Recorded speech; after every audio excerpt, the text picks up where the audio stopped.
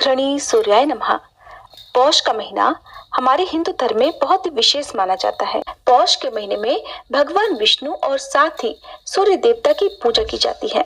यह महीना विशेष रूप से सूर्य देवता को और पितरों को भी समर्पित माना जाता है। इस महीने में सूर्य देव की पूजा करने, सूर्य देव को अर्घ देने और हर दिन नियम से सूर्य देवता की कथाएं सुनने से न केवल सूर्य देवता की कृपा प्राप्त होती है, बल्कि पितरों का आशीर्वाद भी प्राप्त होता है। वैसे तो पूरे पौष के महीने में ही सूर्य देवता की पूजा करनी चाहिए, लेकिन जो लोग पूरे महीने पूजा ना कर पाए, उन्हें पौष महीने के हर रविवार को पूजा करके सूर्य देव को अर्घ देकर यदि हो सके तो उपवास भी रखना चाहिए। आज से आप हमारे इस चैनल पर पौष मास महात्म्य की कथाओं का रसपान करेंगे, जिसके लिए अगर आपने हमारे चैनल को अभी तक सब्सक्राइब नहीं किया है तो सब्सक्राइब करके ऑल बटन पर क्लिक जरूर कर लीजिएगा। आज के महात्म्य के अनुसार एक बार भगवान सांकृति आदित्य लोक में गई। आदित्य लोक में भगवान सूर्य नारायण वास करते हैं। वहां सूर्य नारायण को प्रणाम करके उन्होंने चक्षुर्मति विद्या के द्वारा उनकी स्तुति की। उन्होंने स्तुति इस प्रकार की: चक्षु इंद्रिय के प्रकाशक भगवान श्री सूर्य नारायण को नमस्कार है।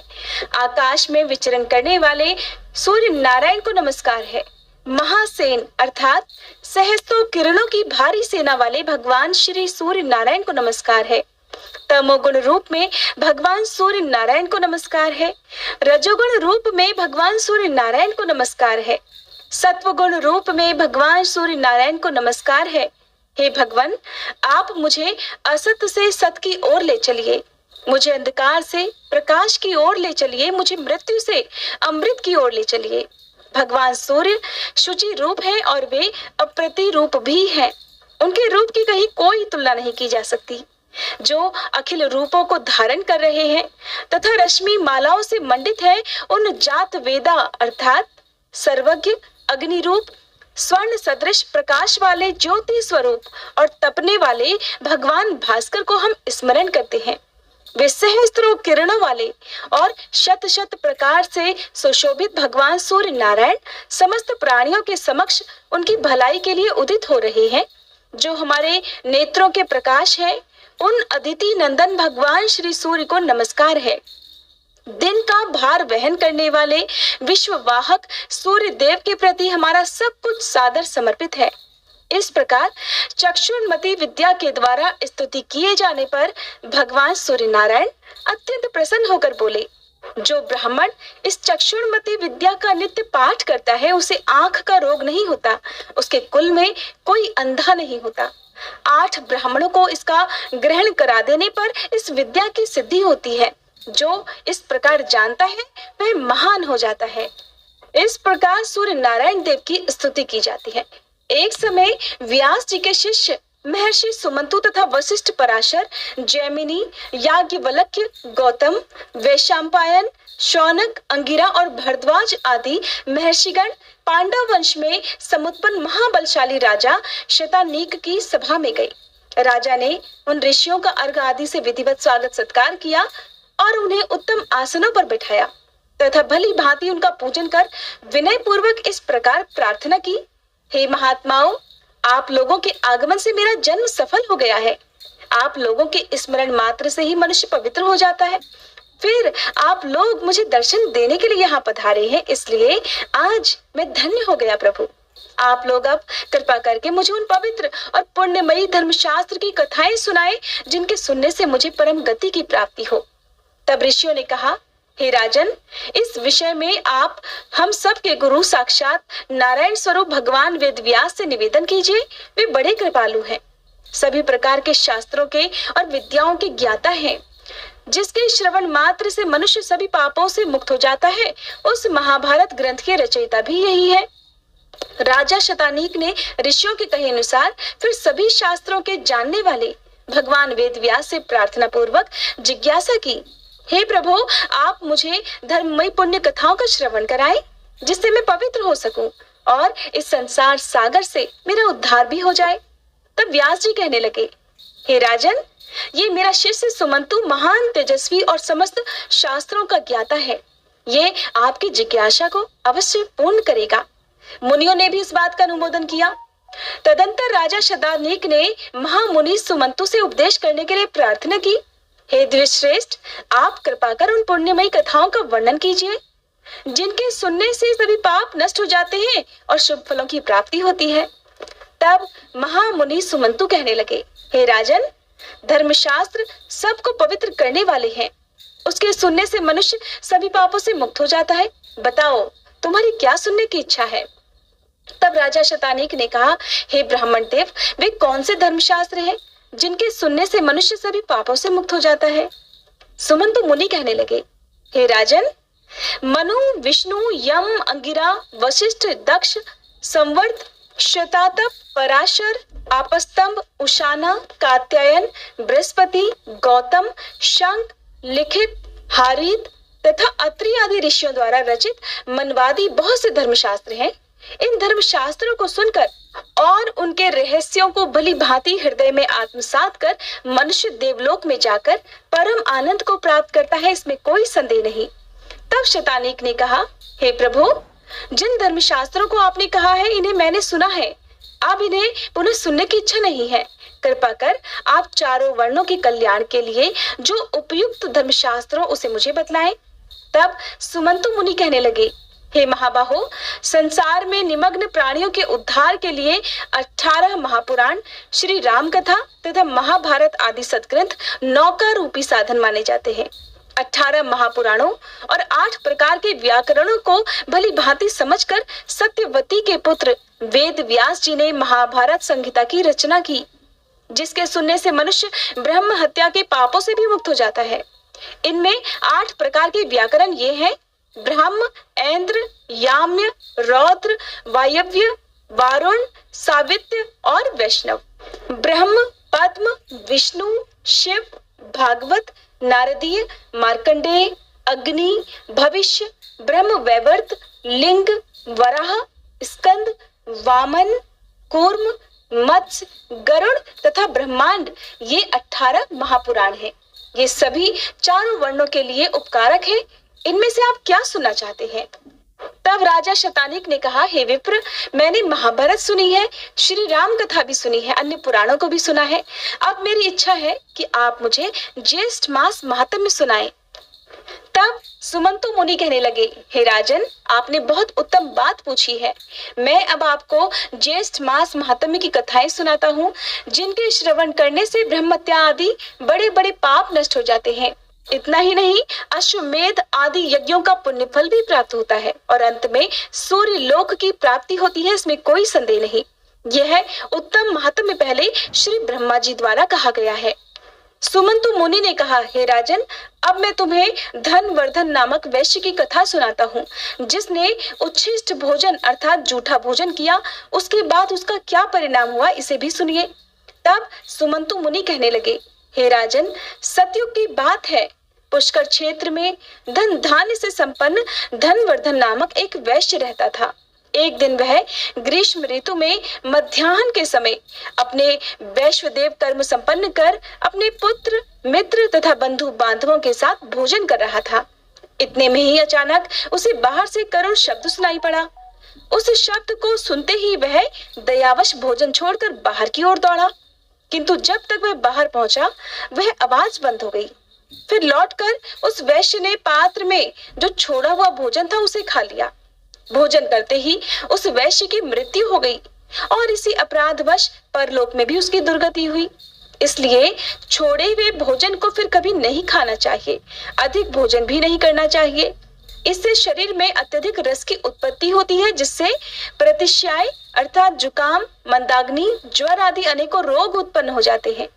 अजीर्ण हो जाने से स्नान, दान, तप, होम, तर्पण, पूजा आदि कोई भी पुण्य कर्म ठीक से संपन्न नहीं हो पाते। अति भोजन करने से अनेकों रोग उत्पन्न होते हैं, आयु घटती है, लोक में निंदा होती है और अंत में सद्गति भी नहीं होती। उच्छिष्ट मुख से अर्थात जूठे मुंह से कहीं भी नहीं जाना चाहिए, सदा पवित्रता से रहना चाहिए। पवित्र मनुष्य यहाँ सुख से रहता है और अंत में भी स्वर्गलोक को जाता है। तब राजा ने पूछा, हे मुनीश्वर, ब्राह्मण किस कर्म के करने से पवित्र होता है, इसका भी आप वर्णन कीजिए। सुमंतु मुनि कहने लगे, हे राजन, जो ब्राह्मण विधि पूर्वक आचमन करता है वह पवित्र हो जाता है और सत्कर्मों का अधिकारी हो जाता है। आचमन की विधि यह है कि हाथ पांव धोकर पवित्र स्थान में आसन के ऊपर पूर्व अथवा उत्तर की ओर मुंह करके बैठे। दाहिने हाथ को जानुं के भीतर रखकर दोनों चरण बराबर रखे तथा शिखा में संधि लगाए और फिर उष्णता और फेन से रहित निर्मल और शीतल जल से आचमन करे। खड़े खड़े बात करते, इधर उधर देखते, जल्दी जल्दी और क्रोध युक्त होकर कभी भी आचमन नहीं किया जाता। हे राजन, ब्राह्मण के दाहिने हाथ में 5 तीर्थ कहे गए हैं: देव तीर्थ, पितृ तीर्थ, ब्रह्म तीर्थ, प्रजापति तीर्थ और सौम्य तीर्थ। अब आप इनके बारे में भी जान लीजिए, इनके लक्षणों के बारे में भी जानिए। अंगूठे के मूल में ब्रह्म तीर्थ, कनिष्ठा के मूल में प्रजापति तीर्थ, अंगुलियों के अग्रभाग में देव तीर्थ, तर्जनी और अंगुष्ठ के बीच में पितृ तीर्थ और हाथ के मध्य भाग में सौम्य तीर्थ कहा जाता है, जो देव कर्म में प्रशस्त माना गया है।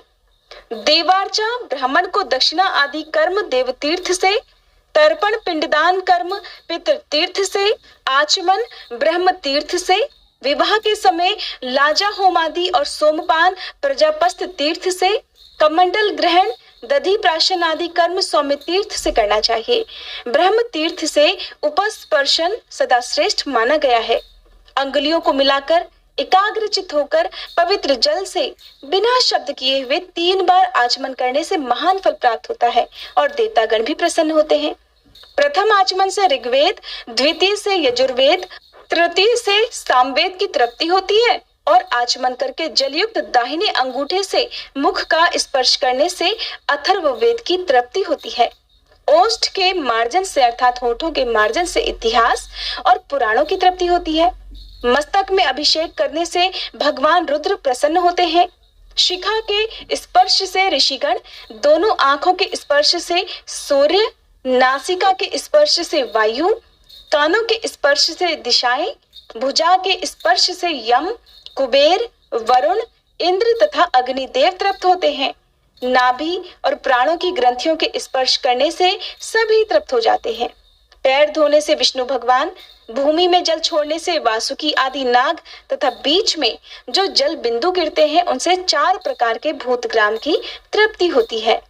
अंगुष्ठ और तर्जनी से नेत्र, अंगुष्ठ और अनामिका से नासिका, अंगुष्ठ अर्थात अंगूठे और मध्यमा से मुख, अंगुष्ठ और कनिष्ठिका से कान, सभी उंगलियों से भुजाओं का, अंगुष्ठ से नाभि मंडल तथा सभी अंगुलियों से सिर का स्पर्श करना चाहिए।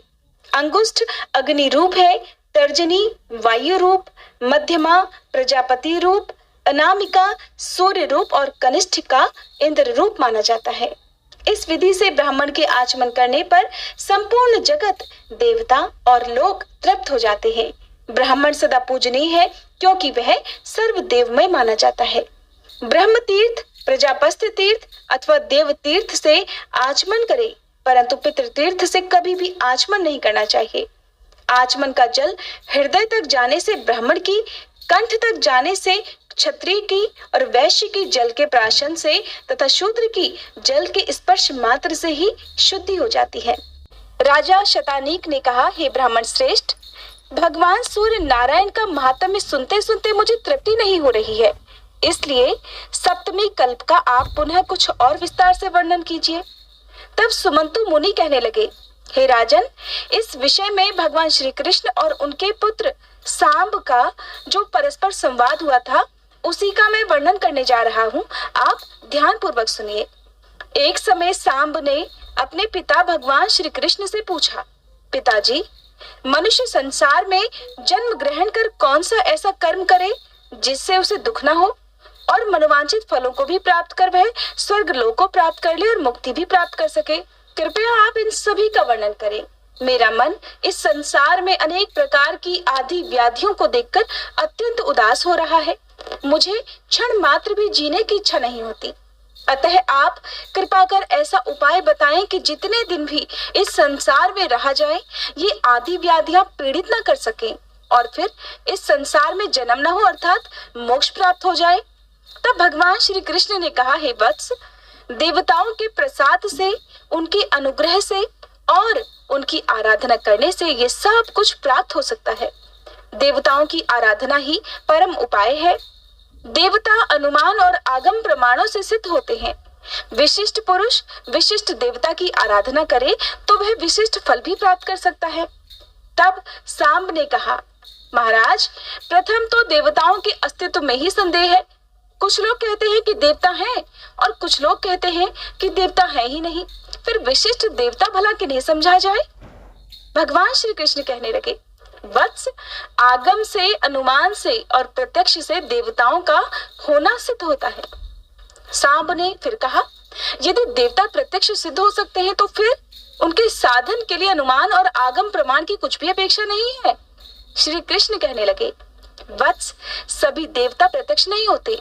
शास्त्र और अनुमान से ही हजारों देवताओं का होना सिद्ध माना गया है। सांब ने फिर से कहा, पिताजी, फिर जो देवता प्रत्यक्ष हैं और विशिष्ट और अभीष्ट फलों को देने वाले हैं, पहले आप उन्हीं का वर्णन कीजिए। अनंतर शास्त्र तथा अनुमान से सिद्ध होने वाले देवताओं का वर्णन करें। श्री कृष्ण कहने लगे, प्रत्यक्ष देवता तो संसार के नेत्र स्वरूप भगवान सूर्य नारायण ही है। इनसे बढ़कर दूसरा कोई देवता नहीं है। संपूर्ण जगत इन्हीं से उत्पन्न हुआ है और अंत में इन्हीं में विलीन भी हो जाएगा। सत्य, आदि, युग और काल की गणना इन्हीं से सिद्ध होती है। ग्रह, नक्षत्र, योग, करण, राशि, आदित्य, वसु, रुद्र, वायु, अग्नि, अश्विनी कुमार, इंद्र, प्रजापति, दिशाएं, भू, भुवः, स्वः, ये सभी लोक और पर्वत, नदी, समुद्र, नाग तथा संपूर्ण भूत ग्राम की उत्पत्ति के एकमात्र हेतु भगवान सूर्य नारायण ही है। ये संपूर्ण चराचर जगत इनकी ही इच्छा से उत्पन्न हुआ है, इनकी ही इच्छा से स्थित है और सभी इनकी ही इच्छा से यहाँ पर अपने अपने व्यवहार में प्रवृत्त होते हैं। इन्हीं के अनुग्रह से ये सारा संसार प्रयत्नशील दिखाई देता है।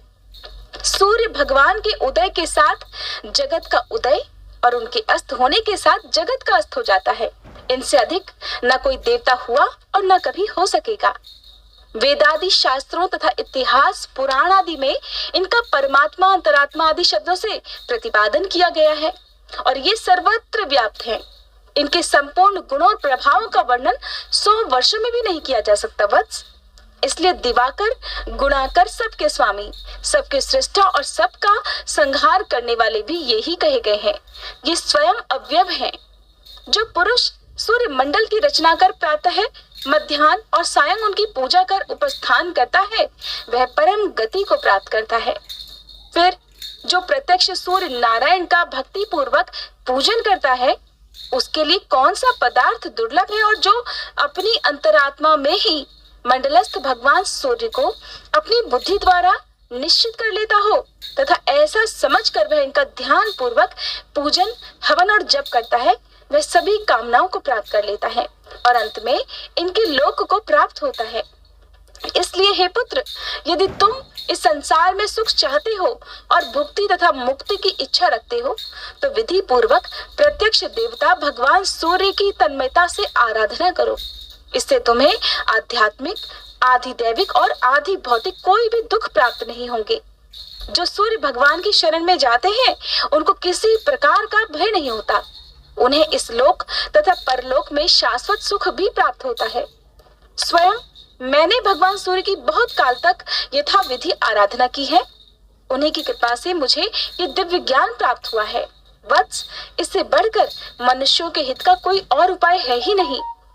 इसके बाद श्री सूर्य नारायण के नित्यार्चन का विधान बताते हुए भगवान श्री कृष्ण कहते हैं, सांब, अब हम सूर्य नारायण के पूजा का विधान बताते हैं, जिसके करने से संपूर्ण पाप और विघ्न नष्ट हो जाते हैं और सभी मनोरथों की सिद्धि होती है, पुण्य की भी प्राप्ति होती है। प्रातः काल उठकर शौच आदि से निवृत्त होकर नदी के तट पर जाकर आचमन करना चाहिए।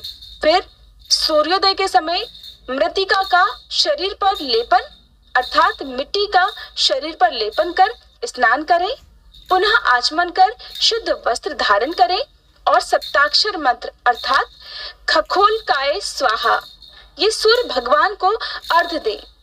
फिर हृदय में मंत्र का ध्यान करें और सूर्य मंदिर में जाकर सूर्य देव की पूजा करें।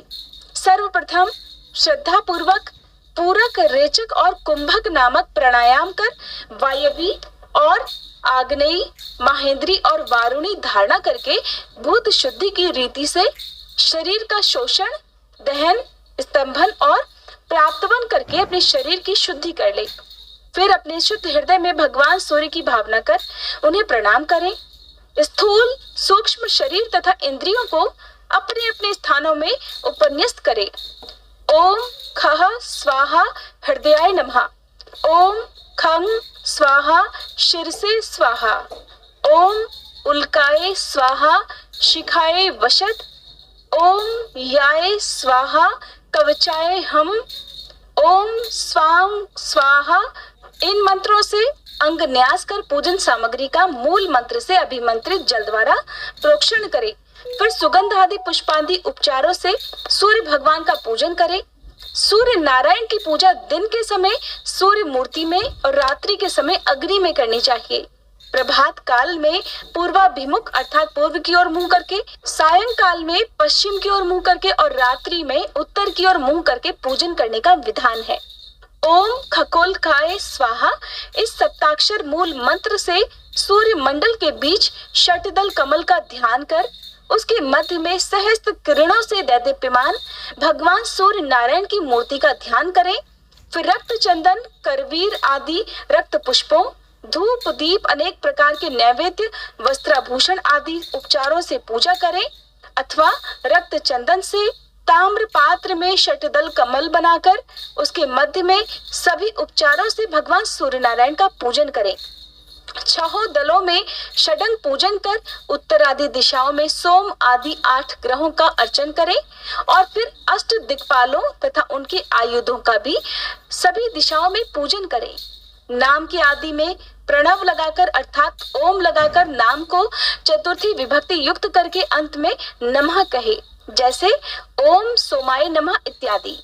इस प्रकार नाम मंत्रों से सबका पूजन करें। फिर व्योम मुद्रा, रवि मुद्रा, पद्म मुद्रा, महाश्वेत मुद्रा और अस्त्र मुद्रा दिखाएं। ये 5 मुद्राएं पूजा, जप, ध्यान, अर्घ आदि के समय दिखानी चाहिए। इस प्रकार 1 वर्ष तक भक्ति पूर्वक तन्मयता के साथ भगवान सूर्य नारायण का पूजन करने से अभीष्ट मनोरथों की प्राप्ति होती है और बाद में मुक्ति भी मिल जाती है।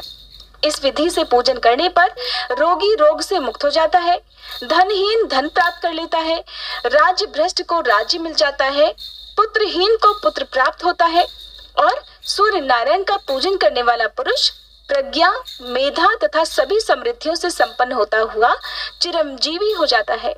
इस विधि से पूजन करने पर कन्याओं को उत्तम वर की, कुरूपा स्त्री को उत्तम सौभाग्य की तथा विद्यार्थी को सद्विद्या की प्राप्ति होती है। ऐसा सूर्य भगवान ने स्वयं अपने मुख से कहा है।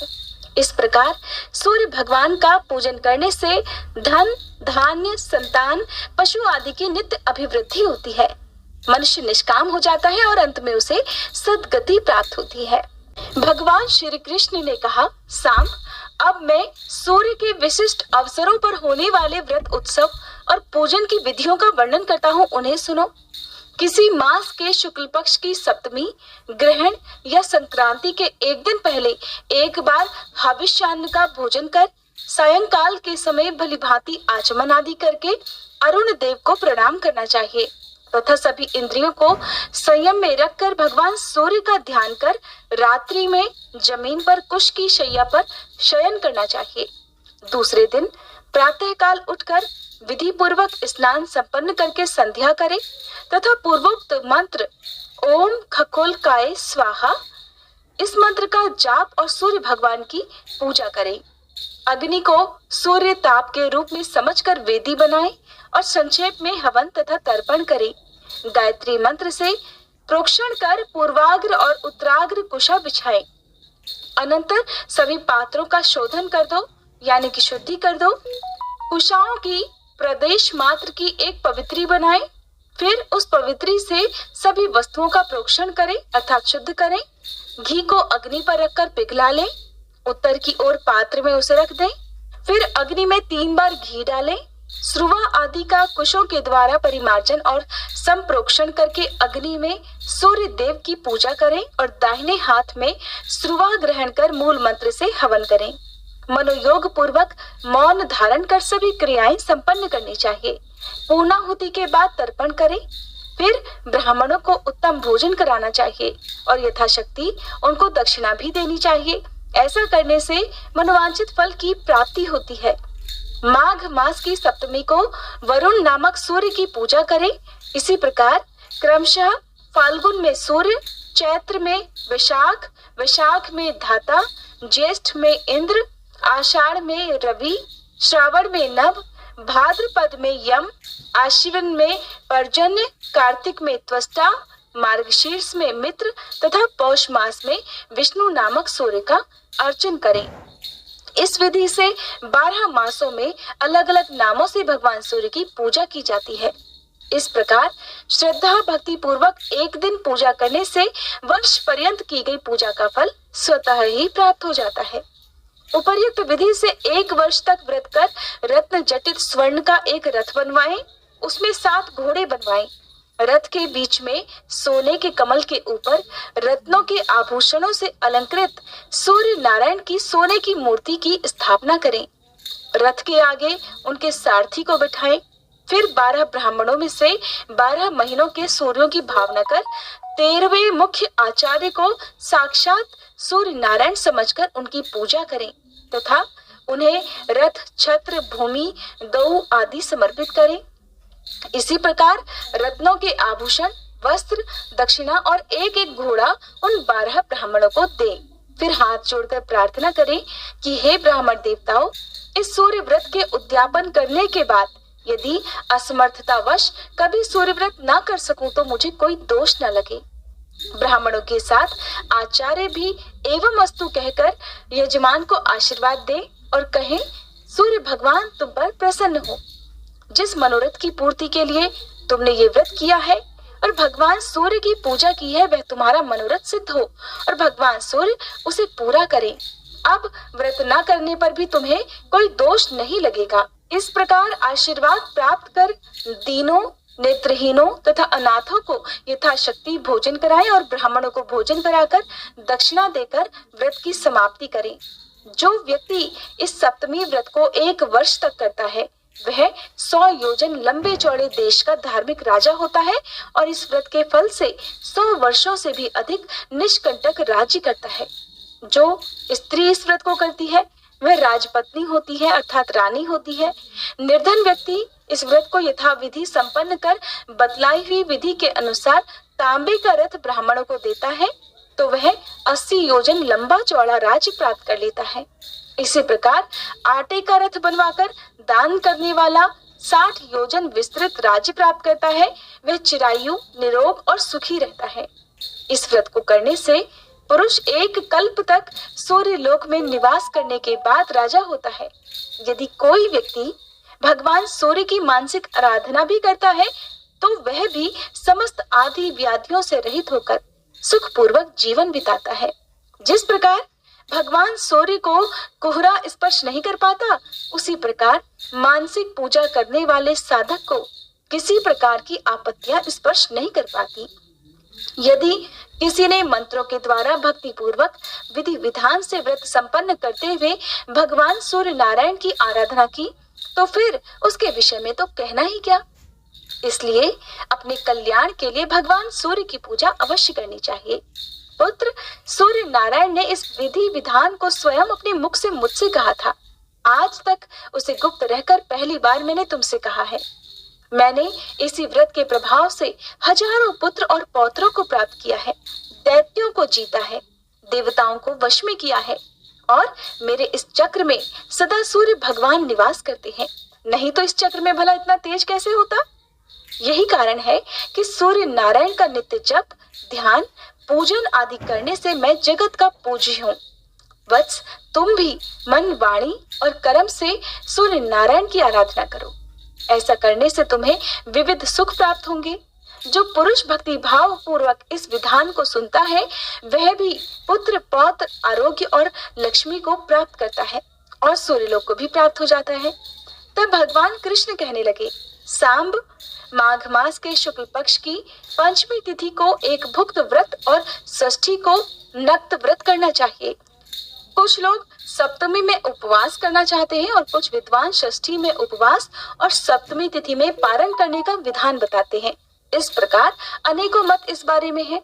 वस्तुतः षष्ठी को उपवास कर भगवान सूर्य नारायण की पूजा करनी चाहिए। रक्त चंदन, करवीर पुष्प, गुग्गल, धूप, पायस आदि नैवेद्यों से माघ आदि 4 महीनों तक सूर्य नारायण की पूजा करनी चाहिए। ज्येष्ठ मास सूर्य नारायण को समर्पित होता है। इस पूरे ही मास में भगवान सूर्य नारायण की विधि विधान से पूजा करनी चाहिए। आत्म शुद्धि के लिए गोमय मिश्रित जल से स्नान, गोमय का प्राशन और यथाशक्ति ब्राह्मण भोजन भी कराना चाहिए।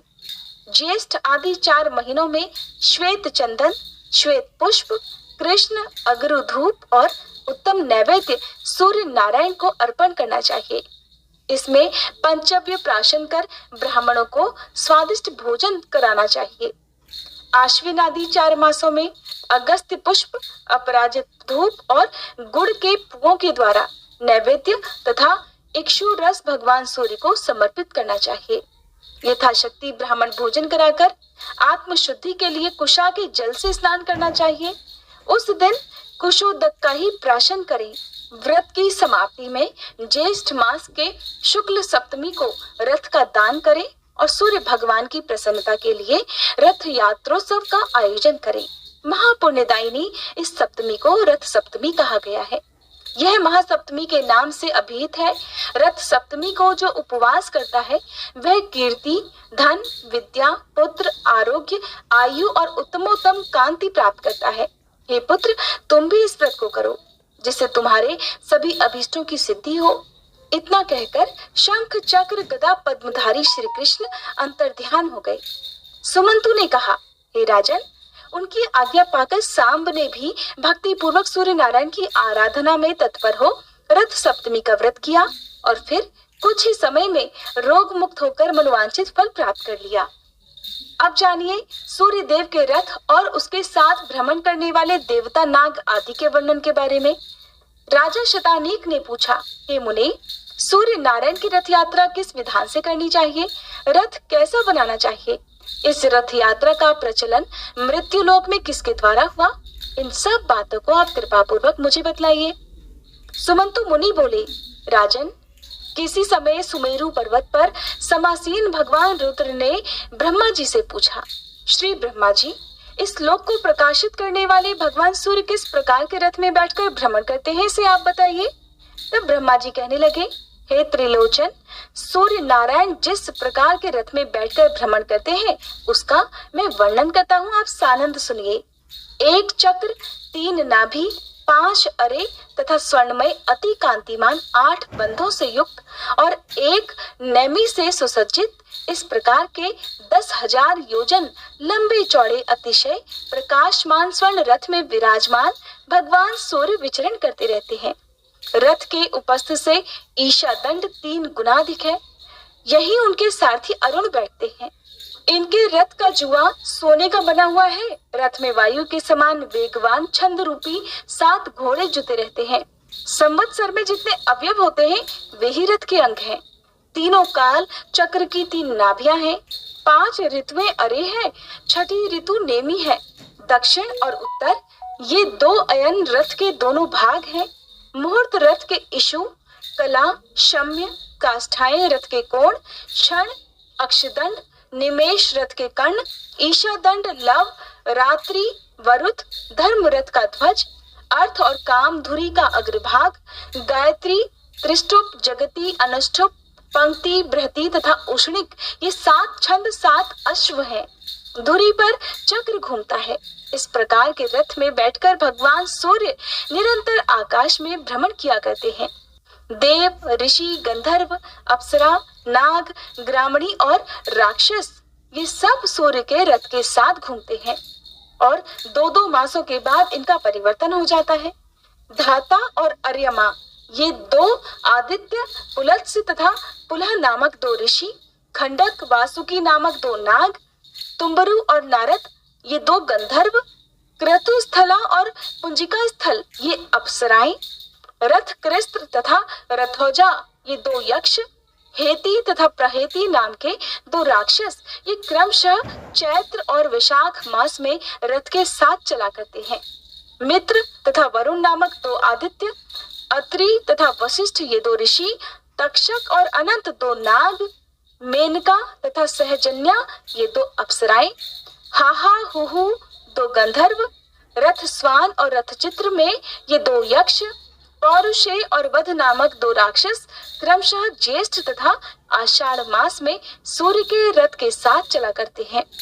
श्रावण और भाद्रपद में इंद्र तथा विश्वान नामक दो आदित्य, अंगिरा तथा भृगु नामक दो ऋषि, एलापर्ण तथा शंखपाल ये दो नाग, ब्रह्मलोचा और दुंदुका नामक दो अप्सराएं, भानु और दुर्दुर नामक गंधर्व, सर्प तथा बाह्य नामक दो राक्षस, स्रोत और आपूरण नामक दो यक्ष सूर्य रथ के साथ चलते रहते हैं।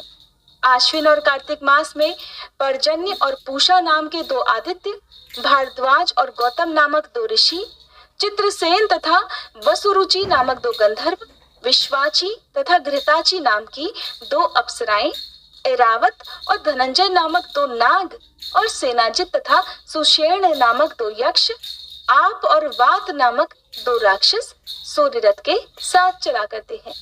मार्गशीर्ष तथा पौष मास में अंशु तथा भग नामक दो आदित्य तथा कश्यप और कृतु नामक दो ऋषि, महापद्म और करकोटक नामक दो नाग, चित्रांगद और अरणायु नामक दो गंधर्व, सहा तथा असह्या नामक दो अप्सराएं, ताक्ष और अरिष्टनेमी नामक यक्ष, आप तथा वात नामक दो राक्षस सूर्य रथ के साथ चला करते हैं।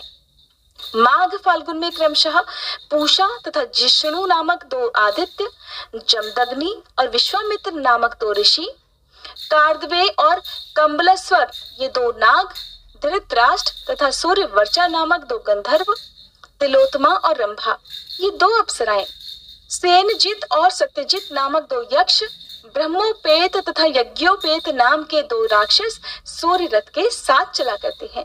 श्री ब्रह्मा जी ने कहा, हे रुद्रदेव, सभी देवताओं ने अपने अंश रूप से विविध अस्त्र शस्त्रों को भगवान सूर्य की रक्षा के लिए उन्हें दिया है। इस प्रकार सभी देवता उनके रथ के साथ साथ भ्रमण करते रहते हैं। ऐसा कोई भी देवता नहीं है जो रथ के पीछे ना चले।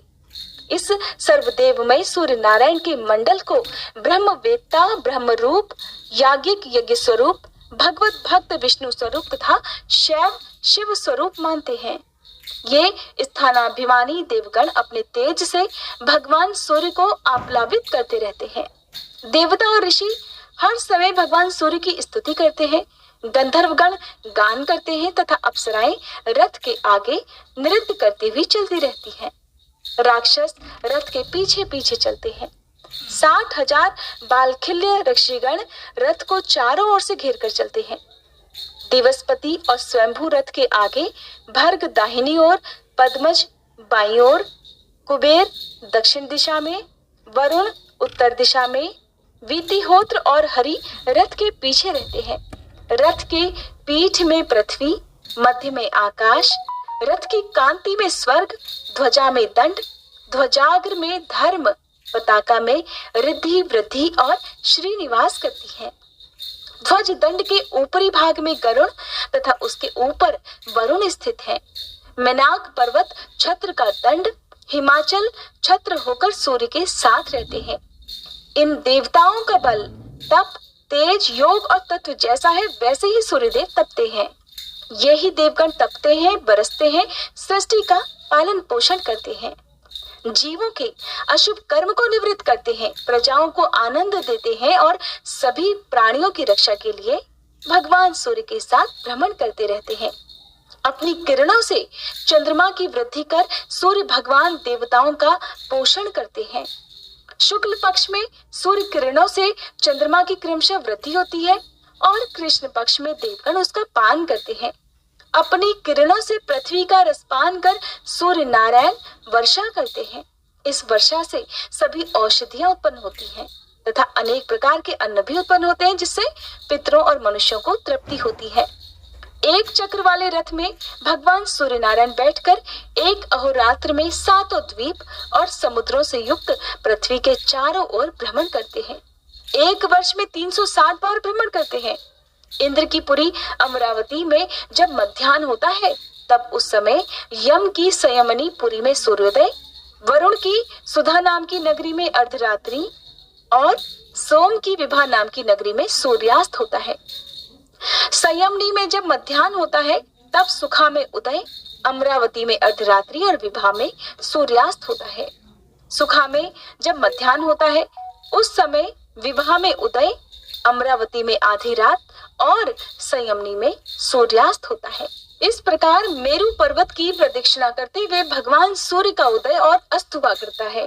प्रभात से मध्याह्न तक सूर्य की किरणों की वृद्धि और मध्याह्न से अस्त तक ह्रास होता है। जहाँ सूर्योदय होता है वह पूर्व दिशा और जहाँ अस्त होता है वह पश्चिम दिशा है। एक मुहूर्त में भूमि का 30वां भाग सूर्य लांघ जाते हैं। सूर्य भगवान के उदय होते ही प्रतिदिन इंद्र पूजा करते हैं। मध्याह्न में यमराज, अस्त के समय वरुण और अर्धरात्रि में सोम पूजन करते हैं। विष्णु, शिव, रुद्र, ब्रह्मा, अग्नि, वायु, नैऋति, ईशान आदि सभी देवगण रात्रि की समाप्ति पर ब्रह्म वेला में कल्याण के लिए सदा भगवान सूर्य की आराधना किया करते हैं। तो भगवान रुद्र ने कहा, हे ब्राह्मण, आपने भगवान सूर्य नारायण के महात्म्य का तो वर्णन किया, जिसके सुनने से हमें बहुत आनंद भी मिला। अब कृपा कर आप उनके महात्म्य का और वर्णन कीजिए।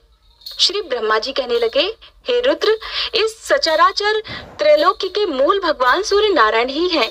देवता, असुर, मानव आदि सभी इन्हीं से उत्पन्न हुए हैं। इंद्र, चंद्र, रुद्र, ब्रह्मा, विष्णु तथा शिव आदि जितने भी देवता हैं, सब में इन्हीं का तेज व्याप्त है। अग्नि में विधि पूर्वक दी हुई आहुति सूर्य भगवान को ही प्राप्त होती है। भगवान सूर्य से ही वर्षा होती है, वर्षा से अन्न आदि उत्पन्न होते हैं और यही अन्न प्राणियों का जीवन है। इन्हीं से जगत की उत्पत्ति होती है और अंत में सारी सृष्टि इसी में विलीन हो जाती है।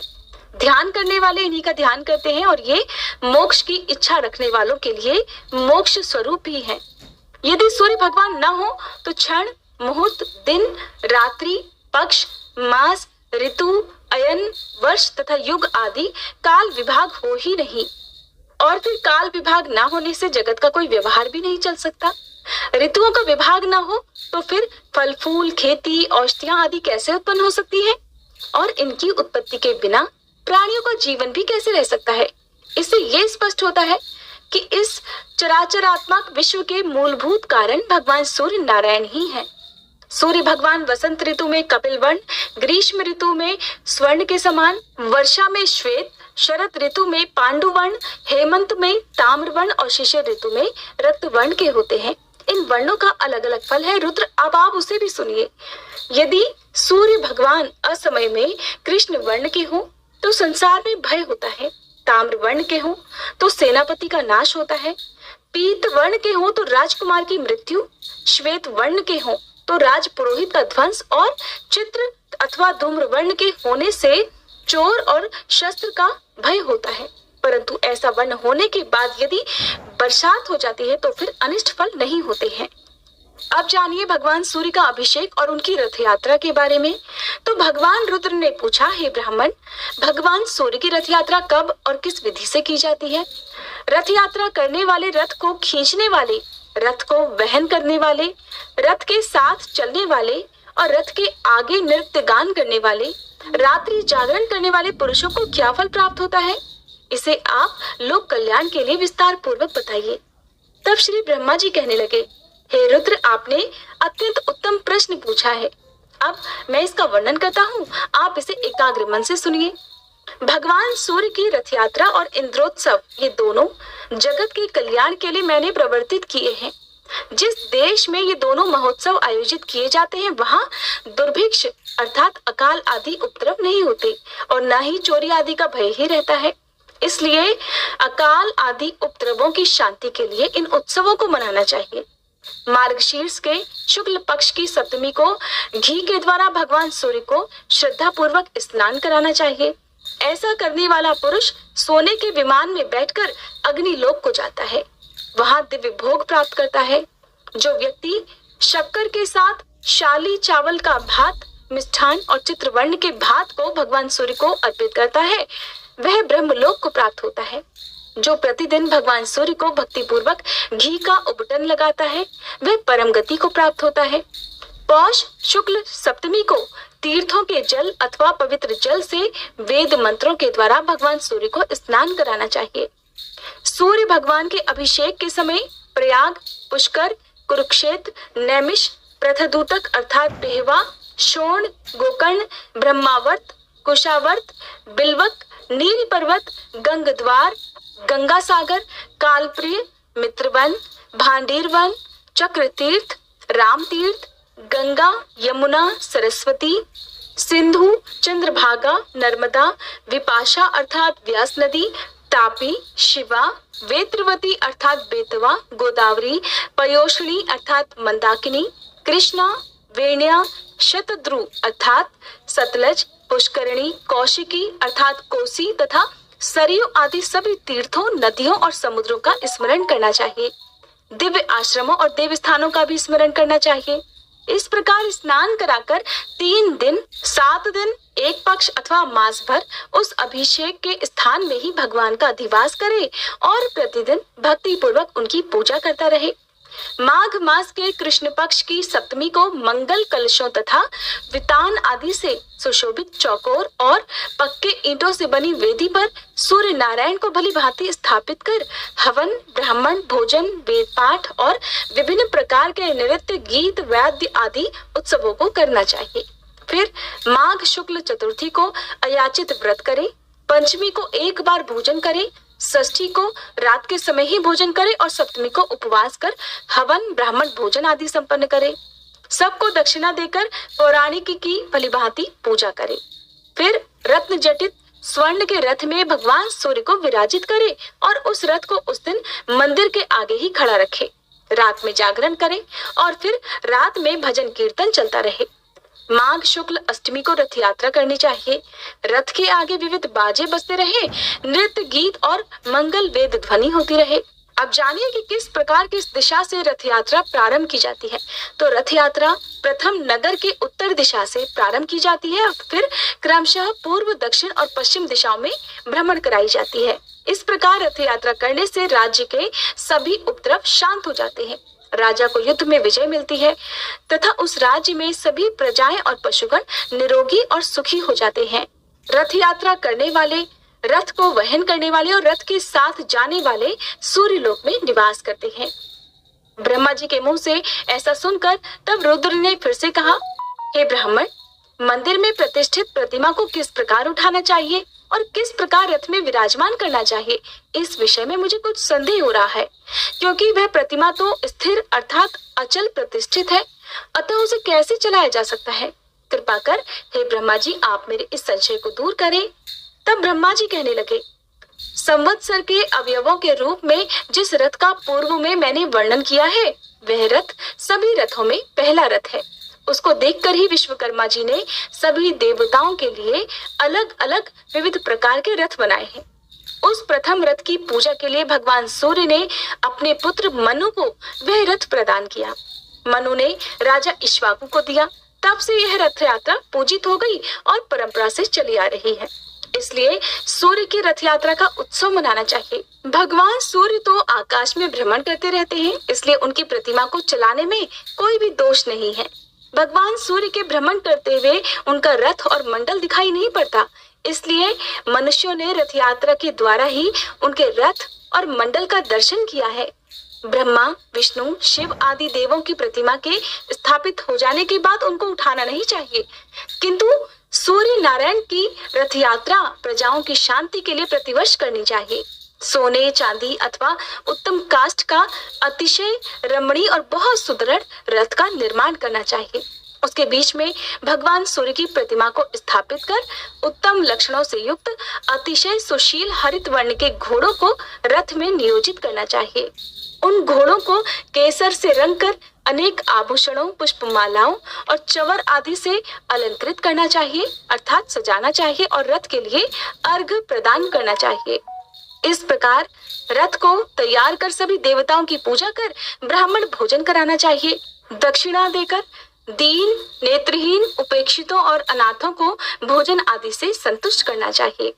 उत्तम, मध्यम अथवा अधम किसी भी व्यक्ति को विमुख नहीं होने देना चाहिए। रथ यात्रा स्वरूप इस सूर्य महायाग में भूख से पीड़ित, बिना भोजन किए यदि कोई व्यक्ति भग्र आशा वाला होकर लौट जाता है तो इस दुष्कृत्य से उसके स्वर्गस्थ पितरों का अधःपतन हो जाता है, अर्थात उनका नाश हो जाता है।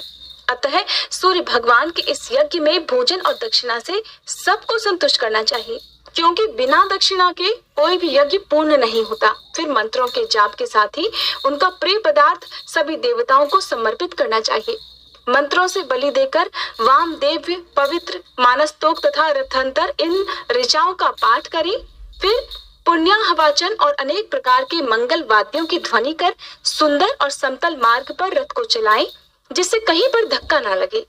रथ धीरे धीरे निरंतर आगे बढ़ना चाहिए। घोड़े के अभाव में अच्छे बैलों को भी रथ में लगा सकते हैं या फिर पुरुष गण ही रथ को खींच सकते हैं। 30 या 16 ब्राह्मण जो शुद्ध आचरण वाले हों, व्रती हों, वे प्रतिमा को मंदिर से उठाकर बड़ी सावधानी से रथ में स्थापित करें। सूर्य प्रतिमा के दोनों ओर सूर्य देव की राज्ञी अर्थात संज्ञा और निशुंभा छाया नामक दोनों पत्नियों को स्थापित करें। सूर्यदेव की पत्नियों के नाम है संज्ञा और छाया, जिनका नाम क्रमशः राज्ञी और निशुंभा भी है। निशुंभा को अर्थात छाया को दाहिनी ओर और राज्ञी को बाईं ओर स्थापित करना चाहिए। सदाचारी वेद पाठी 2 ब्राह्मण प्रतिमाओं के पीछे की ओर बैठे और उन्हें संभालकर स्थिर रखें। सारथी भी कुशल रहना चाहिए। स्वर्ण दंड से सजा हुआ छत्र रथ के ऊपर लगाएं। अतिशय सुंदर रत्नों से जटित स्वर्ण दंड से युक्त ध्वजा रथ पर चढ़ाएं, जिसमें अनेक रंगों की 7 पताकाएं लगी हों, अर्थात 7 ध्वजाएं लगी हों। रथ के आगे के भाग में सारथी के रूप में ब्राह्मण को बिठाना चाहिए। श्रद्धा रहित व्यक्ति को कभी भी रथ के ऊपर नहीं चढ़ना चाहिए, क्योंकि जो श्रद्धा रहित व्यक्ति रथ पर आरूढ़ अर्थात बैठता है उसकी संतति नष्ट हो जाती है। ब्राह्मण, क्षत्रिय और वैश्य को ही रथ के वहन करने का अधिकार है। अपने स्थान से चलकर सर्वप्रथम रथ को उत्तर द्वार पर ले जाना चाहिए। फिर वहां पर 1 दिन तक रथ की पूजा करें। विविध नृत्य, गीतादि उत्सव, वेद पाठ तथा पुराणों की कथा होनी चाहिए। वहां ब्राह्मण भोजन भी कराना चाहिए। नवमी के दिन रथ चलकर पूर्व द्वार पर ले जाएं। 1 दिन वहां पर रहे। तीसरे दिन दक्षिण द्वार पर रथ ले जाएं और फिर चौथे दिन पश्चिम द्वार पर रथ ले जाएं। फिर वहां से नगर के मध्य में रथ ले जाया जाए। वहां पूजन और उत्सव करें, दीपमाला प्रज्वलित करें, ब्राह्मणों को दान दें, भोजन कराएं। फिर वहां से मंदिर में रथ लाना चाहिए। वहां नगर के सभी लोग मिलकर पूजन और उत्सव करें। फिर 1 रात और 1 दिन रथ में ही प्रतिमा रहे। दूसरे दिन भगवान सूर्य की प्रतिमा को रथ से उतारकर बड़ी धूमधाम से मंदिर में स्थापित करें।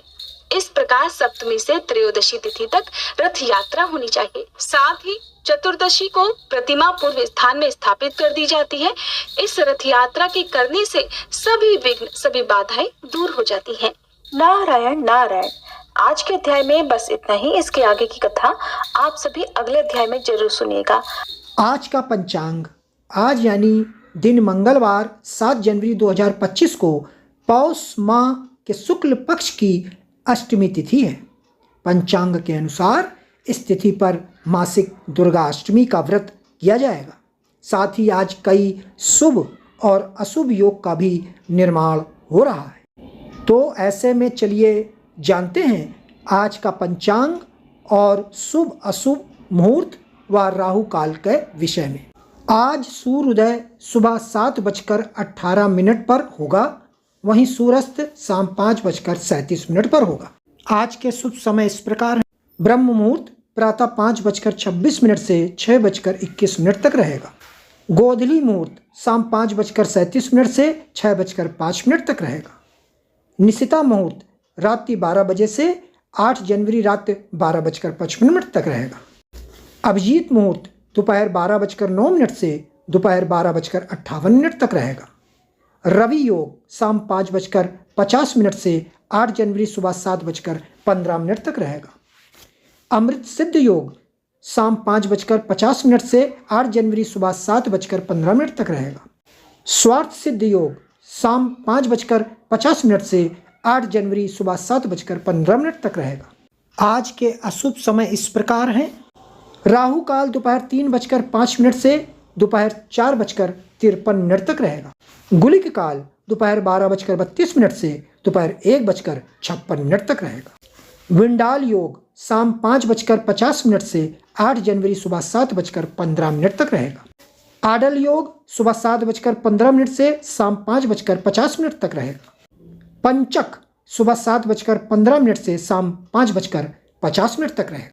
आप सभी लोगों का दिन शुभ हो और मंगलमय हो। नमस्कार।